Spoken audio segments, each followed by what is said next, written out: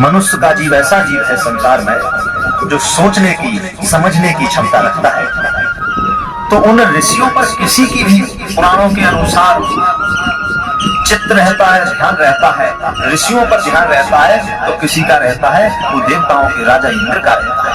ये मानव जीवन मिला है और मानव जीवन में स्वर्ग नरक पर चर्चा करना अत्यंत आवश्यक है। सभी ग्रंथों पर चर्चा होना चाहिए, सभी वेदों पर, पुराणों पर। तो हमने 18 पुराणों पर अध्ययन किया और अध्ययन पर हम यहाँ तक पहुंचे, हमारी खोज यहाँ तक पहुंची कि अध्ययन के बाद हमने खोज की कर्म ही श्रेष्ठ है।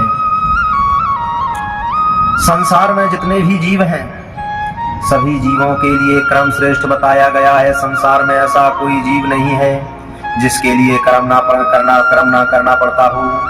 यदि कोई भी जीव है सबके लिए पेट के लिए कर्म करना पड़ता है और उन सब जीवों में से कोई सोचनीय विचारणीय जो सोचने की क्षमता रखता है वो जीव मानव जीव है।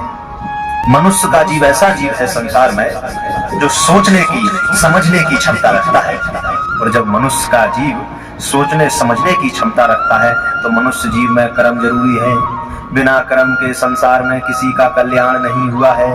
पूरी पुराणों में जितनी भी कथाओं को हम लेते हैं, जितनी भी कथाएं हैं, सभी पुराणों की कथा के माध्यम से कर्म श्रेष्ठ बताया गया है। जितने भी संसार में भक्त हुए हैं उनका यदि कल्याण हुआ है तो कर्म से हुआ है। किसी की भक्ति की है तो भक्ति को साकार कहीं कर पाए हैं तो कर्म से कर पाए हैं। इसलिए कर्म करना जरूरी है और अच्छे कर्म करना जरूरी है।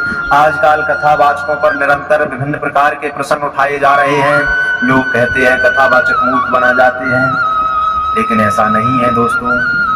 कथावाचक कभी भी किसी को भी मूर्ख नहीं बनाते हैं। वो कर्म करते हैं और कर्म से उन्हें जो फल प्राप्त होता है वो अध्ययन करते हैं, वो खोज करते हैं और खोज से उन्हें जो फल प्राप्त होता है मानव हित में वो बता कर जाते हैं, मानव कल्याण के लिए बताते हैं, अपना पूरा जीवन मानव कल्याण के लिए लगाते हैं। तो उन कथावाचकों को, उन साधु संतों को हम कैसे भला बुला रहे। ये प्रसन्न बन जाता है हमारे बीच में। हम जब कहीं जाते हैं सवाल खड़ा कर देते हैं, प्रसन्न खड़ा करते हैं कि स्वर्ग है, नरक है कि नहीं है। हमारे ख्याल से तो स्वर्ग और नरक सब कर्म में है। हम अच्छे कर्म करते हैं, हमें अच्छा फल प्राप्त हो जाता है, समाज के बीच में फल मिल जाता है, अपनों के बीच में फल प्राप्त हो जाता है। और जब हम बुरे कर्म करते हैं तो बुरा फल मिलता है।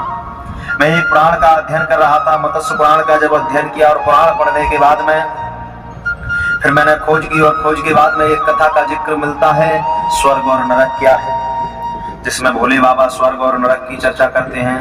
तो भगवान शिव के यहाँ जब स्वर्ग और नरक की चर्चा हो रही थी तो स्वर्ग नरक की चर्चा में होता क्या है भक्तों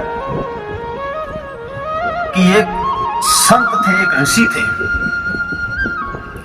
और वो ऋषि कनक ऋषि कह सकते हैं उनकी, कनक ऋषि।